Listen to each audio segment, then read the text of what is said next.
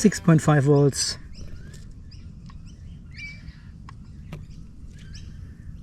6.5 volts. It's only half the voltage they should have. Completely dead. It's probably one of the reasons the gate is not working anymore. Let's see if there are any ants in here. Oh, no ants. Nice. Oh, the electronic is still working from the solar directly. So I pulled all the plugs here and took some notes what cables go to where. So we should be good to reconnect everything back in the garage. I have to take out these 3 cables here.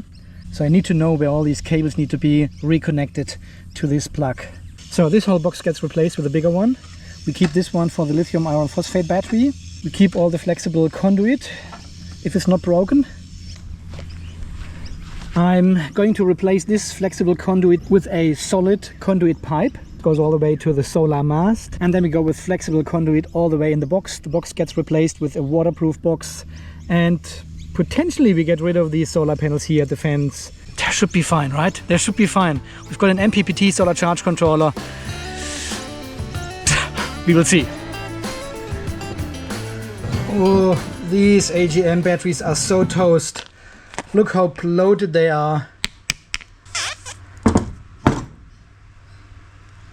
Nice and warped. Look at this. Wow. And 6 volts only. That's it. Is there a date on? Oh, wow, wow, wow, wow, wow. Did I put a date on it? No. Man, how often took I these batteries out of this box down there, brought it back here to the off-grid garage and charged it manually just to put it back in the solar gate. Then it worked for one day. Then I had to repeat it. The question is, how often will I do it with a lithium iron phosphate battery and recharge it manually? I think quite a bit, because I think the battery is a bit too small. Probably 5 ampere hours usable, and these ones have 9 ampere hours, so roughly the same capacity as the lithium battery. But of course we will have the MPPT solar charge controller in this box, so a bit more efficient while charging. But I definitely want at least one other 24 volt battery in this box, if not 2. And upgrade the overall capacity from 5 ampere hours to 15 ampere hours. Guys, welcome back to the off-grid garage here in sunny. No, it's not sunny. It's actually cloudy today, which is super nice. Yesterday we had like 40 degrees and it would be unbearable down there. But today is nice and cool. Batteries are on 56% and we are having around 20 amps outside. At least this is what's going into the batteries in these conditions. So it's not too bad.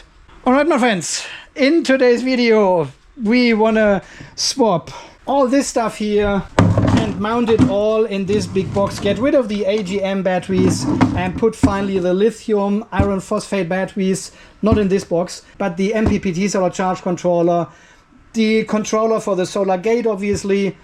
Yeah, much bigger box here. Should be good. This is all what this box will be for.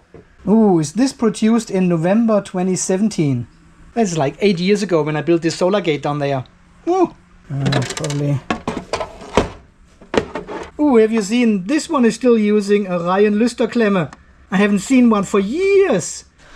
Alright, PCB and MPPT are already mounted. I used some plastic screws to go into this matrix back here of this box. And this worked actually pretty well. And I'm still able to get out the Wi-Fi dongle.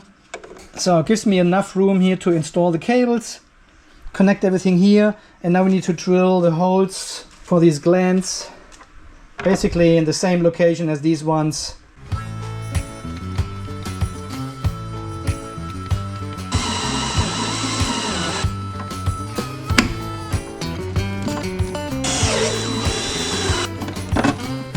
There's also a full cabling plan inside the lid of this box.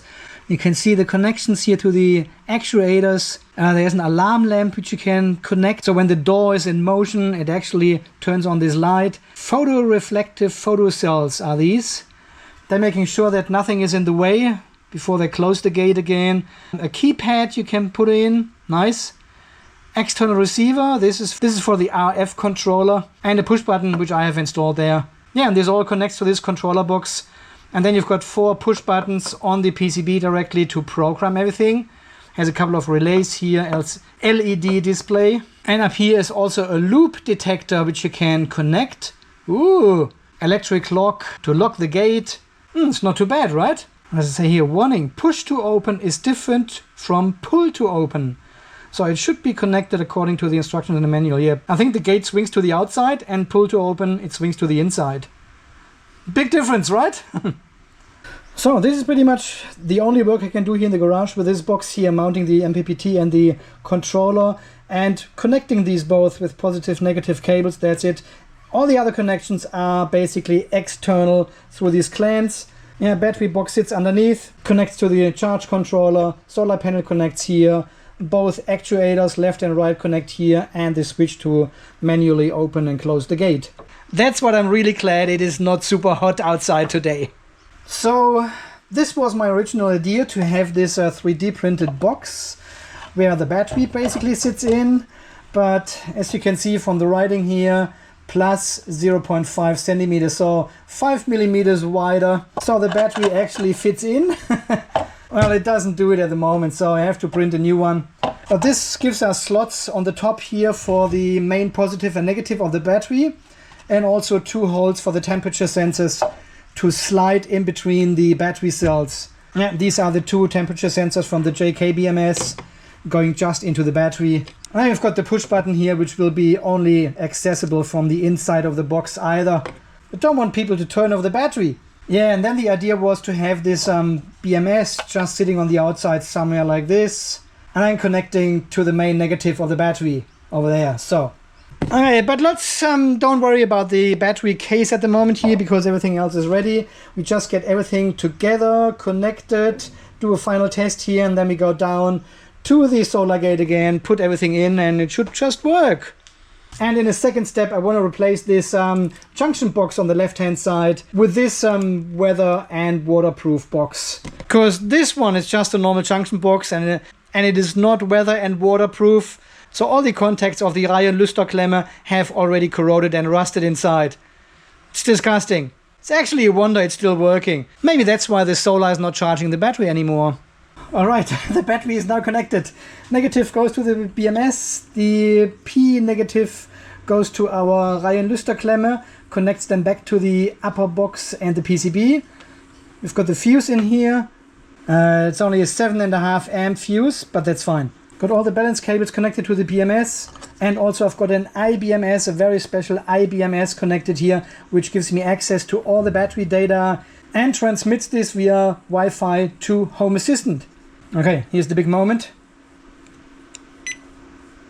Turns on. Blue light is coming on and off. That means Wi-Fi is connected. Perfect. And when we put the fuse in here, we should actually have full battery power. 26.6 volts. Nice. I've also renamed the BMS and changed the Bluetooth key, because this is sitting out there next to the road, and we don't want to create any opportunities here, right? The iBMS connects to the mobile phone. I just don't think we've got any Wi-Fi connection down there in the corner actually, because this is the furthest away from any access point. If not, we have to install a repeater at some stage, which will be solar and battery powered as well, and somewhere set up in the front yard. Well, just another project on the long list. But let's give it a try and see if it connects. So next and final step of the preparation should be to match these holders here, which sit on the other side of the fence, to these new mounting holes of the box. Okay, one here, one there. Because we have these plastic feet coming with the box, and they basically screw into the box and then provide this hole here to screw into a wall or into one of these Type X boards, which sits on the other side of the mesh fence. Okay, let's go! So, I've got the big box installed here in the corner. I've got all the cables back in, which is always nice. And we can start recabling it. And then we put the battery in. It's already down here, baking in the sun. It's getting used to it. This is now the 475th time I'm walking back to the garage and get more material, more tools, because there's always something which doesn't work in a different size. I've probably done my 3 kilometers today already, just walking back from the garage to the gate. And just because of that, my cheat sheet, it's 121 meters from the driveway all the way up to the garage. And this 475 times. Oh, and now the sun is back. I picked this day because it was so nice and cloudy. And now this.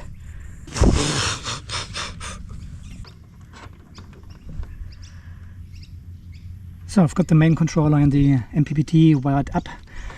We definitely need some Velcro here to make this all beautiful and nice. So we are now connecting the battery and then the solar, but solar cable is too short. It would fit, but then it stretches across the, I don't like. So this one needs a bit of extension, solar connected. Before we do that, we do some measurement anyway. Okay, let's see what happens if we turn this one on here. I've got everything connected, double checked, connected to the solar charge controller. So when I turn on the battery, the charge controller should turn on, so should the controller.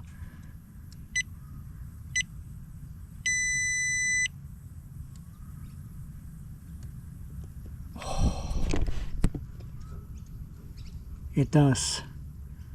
It does turn on and the controller is flashing.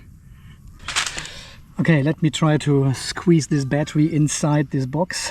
So we can close the box here and then we can do a test run and see if the gate works. First time ever from Lithium. Okay, let's see if we have any voltage readings.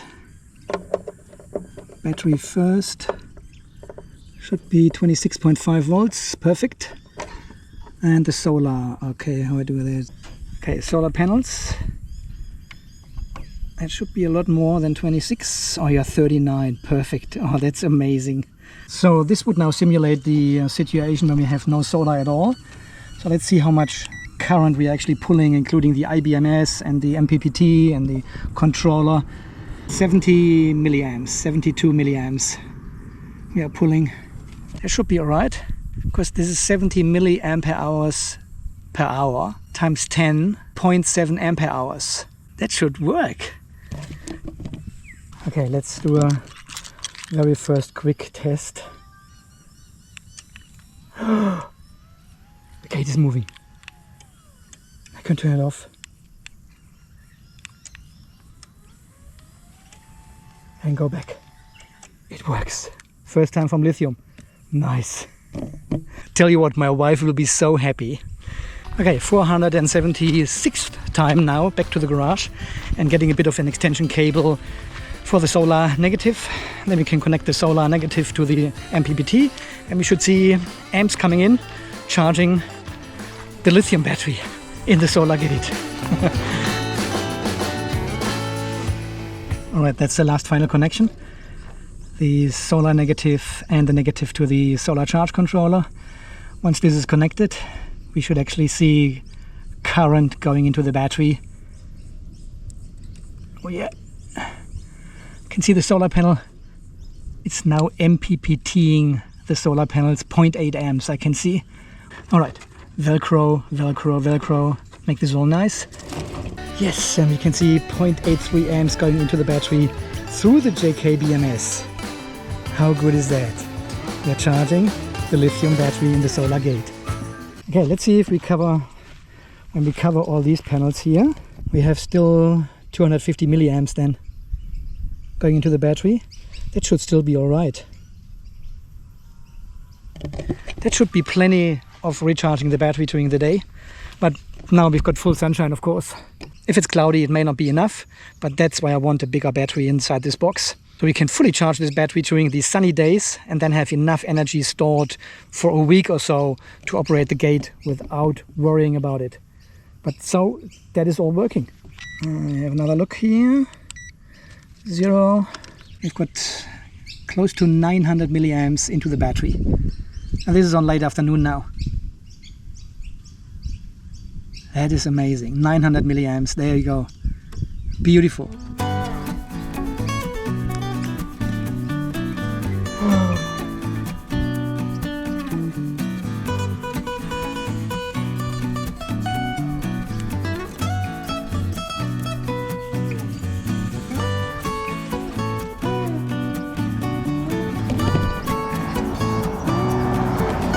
Alright, let me just clean up this mess here a bit. Put in these silicon bags here, silicate, whatever that's called. The silly bags. And tighten these cables here a bit. And then we go back inside the garage and see if we can ping any of these devices here, the solar charge controller on Wi-Fi or the iBMS on Wi-Fi. I doubt it, because it needs to go through all these bushes to the house that's close to 100 meters. It maybe gets the occasional connection if everything is optimal, but we definitely need an extender or something here in the front yard somewhere to reach these devices in here and in here. But yeah, one step after another, right? Well, we also need to get the sticker off this old lid and put it inside the new box now. So I've got the full wiring plan for this controller and all the accessories available, because this also includes the pinout. It should be in the manual as well, but I'm not sure where that is actually.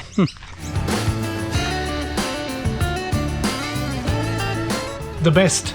I have to put this in from time to time. My son works there and gives me a free bottle here and there. Okay, this is the IP address of the iBMS inside the bottom box with the battery and the BMS. I give it a 10% chance we get a ping, and if the ping is there, it will be very bad or even not consistent. But let's see. Oh god, what does it say? What? I've got an 8, 17, 20 millisecond ping? No way. Let's see how consistent this is. 17, 9, 8, 27, 17. No drops. Wow. That is the power of TP-Link Omada, the new access point on top of the roof. I've installed this like 1.5 weeks ago, and it reaches pretty wide. Well, that's amazing. So we should be able to reach the website as well then, with all the data.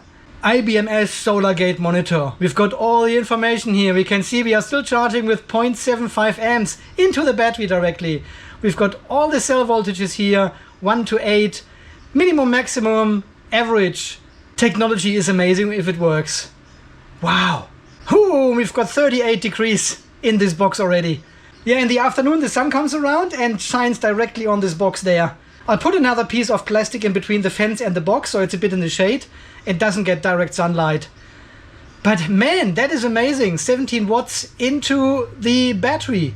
How much is this? It's 40 now. I think it's 20 as well. 20. We should be close to 60 watt peak on solar.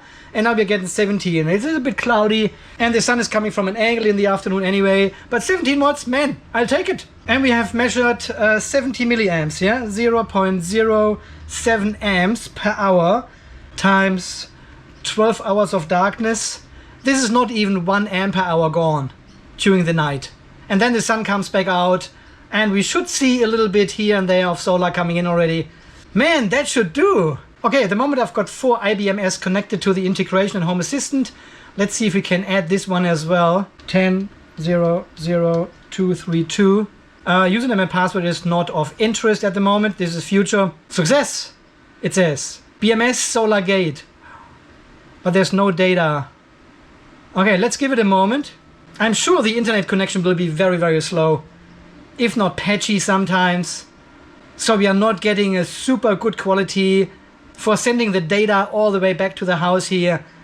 Solar gate, here we are. Holy macaroni, 7 amp hours we have set.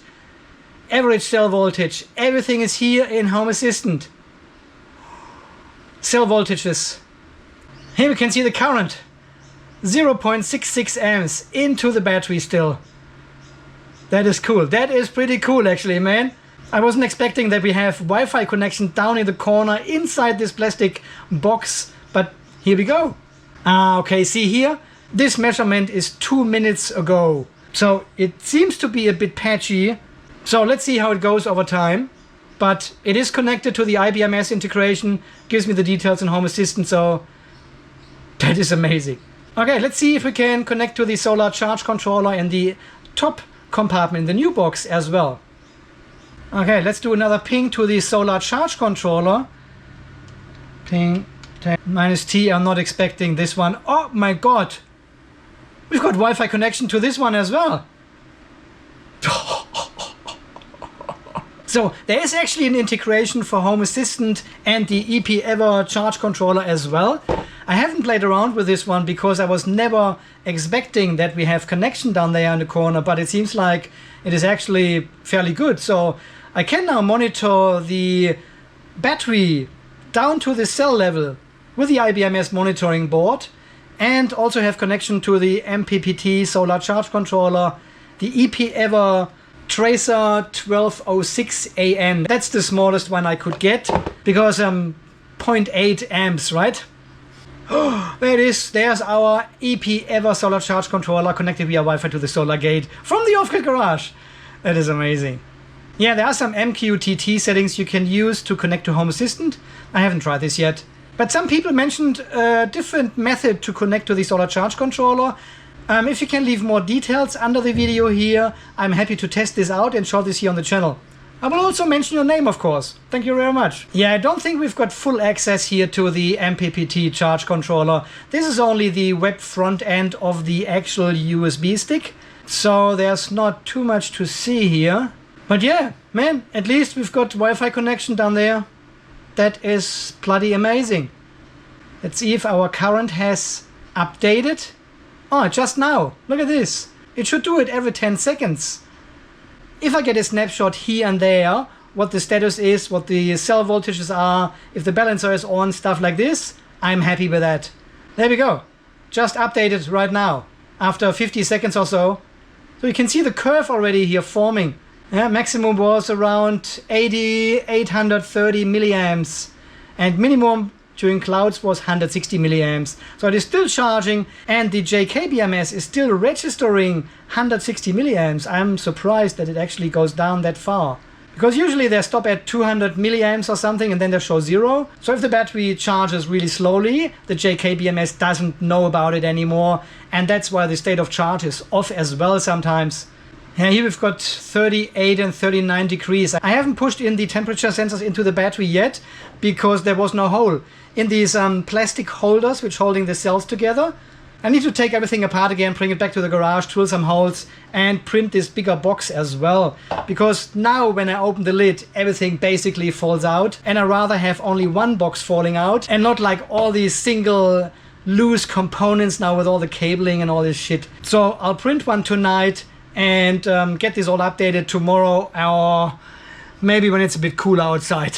Yeah, and this iBMS here is a pure monitoring board. Yeah, it doesn't have any controls, it doesn't have any RJ45 connector to connect to other iBMS or to an inverter. No, this is only for reading your information from one BMS like I do now, a JK-B series, or up to 16 JK inverter BMSs, and you can connect this one just via Wi-Fi to Home Assistant and you get all the information, everything. But yes, so cool, I can see all the details of the battery. Alright my friends, this was a very successful and hot and sweaty day today. We have finalized the solar gate, with upgraded it from the old bloated AGM batteries here to new lithium iron phosphate batteries. MPPT solar charge controller as well.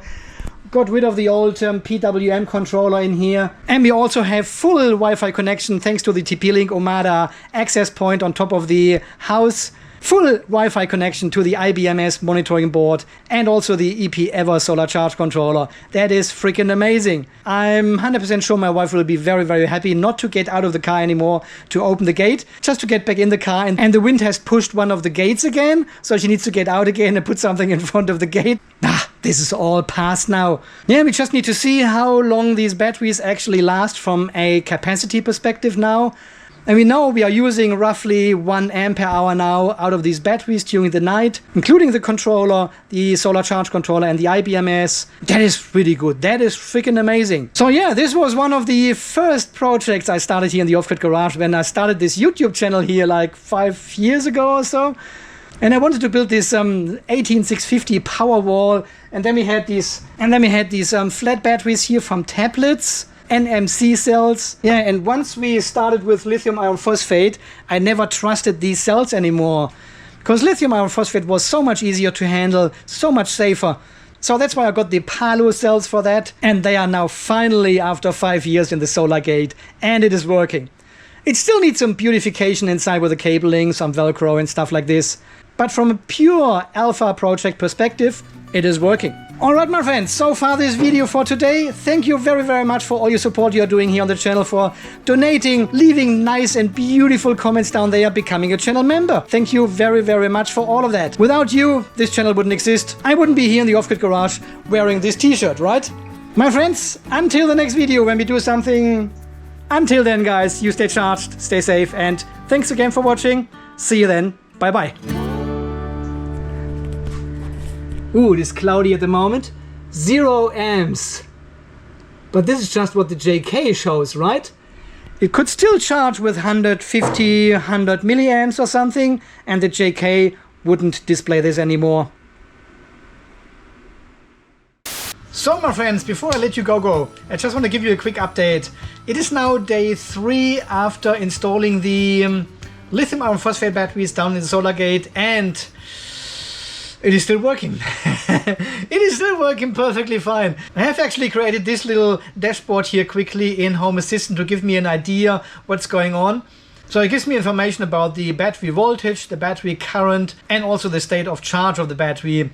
So I'm also displaying the minimum cell voltage, what cell it is, and the maximum cell voltage, what cell it is, and also the 2 temperature sensors and the BMS temperature, and the voltage delta across all 8 cells, and if the balancer is on or off.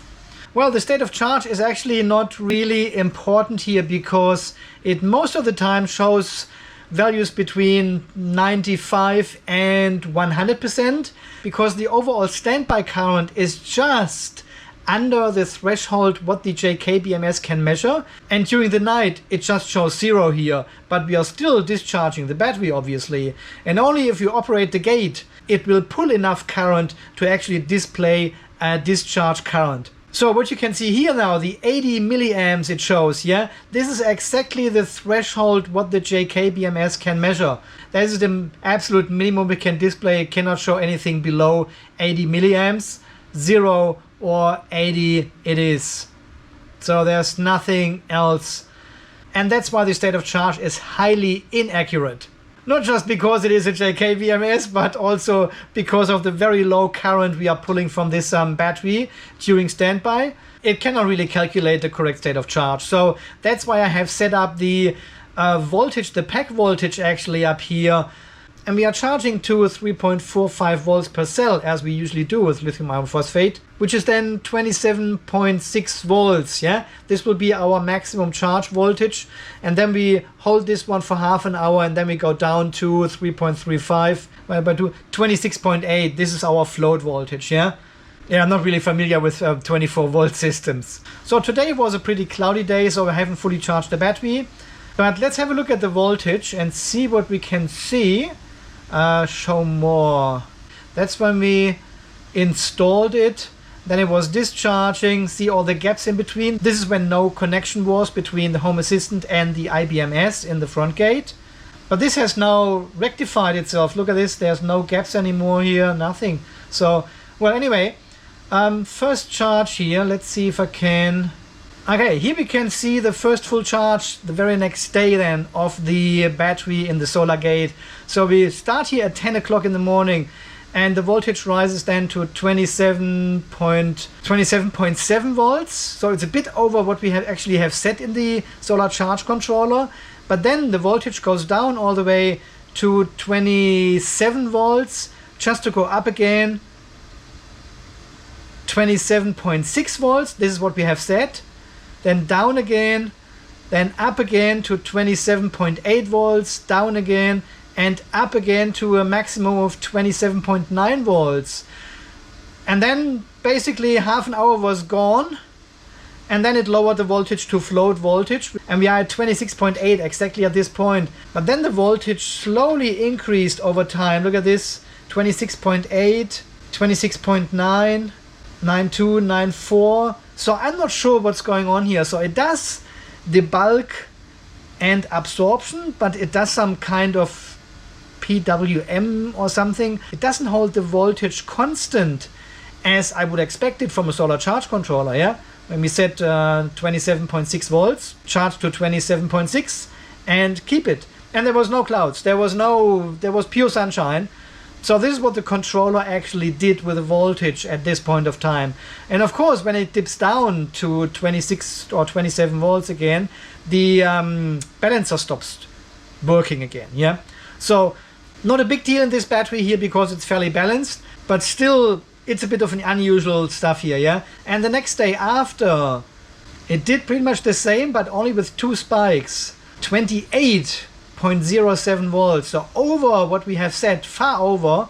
And then it dipped down again to 27 volts only, and then it went up again to 28 volts, and then down to 26.8. So I don't know what it actually does. At least it is not overcharging the battery, and the BMS needs to kick in and turn it off or something. So it is still maintaining the voltage more or less. But let me know if you are experienced with Epever solar charge controller. Is this a normal behavior of this controller? So far I've only used the Victron stuff, and this holds the voltage absolute constant during the absorption and also the float voltage, unless there's a very deep discharge or something then, but I've never seen this stuff before here, so I'm not sure what's going on here. And lowest pack voltage this morning was around 26.5 volts, so not really using much overnight. Seems to be working well. Alright guys, this just as a quick update here. Thanks for watching. See you in the next one. Bye.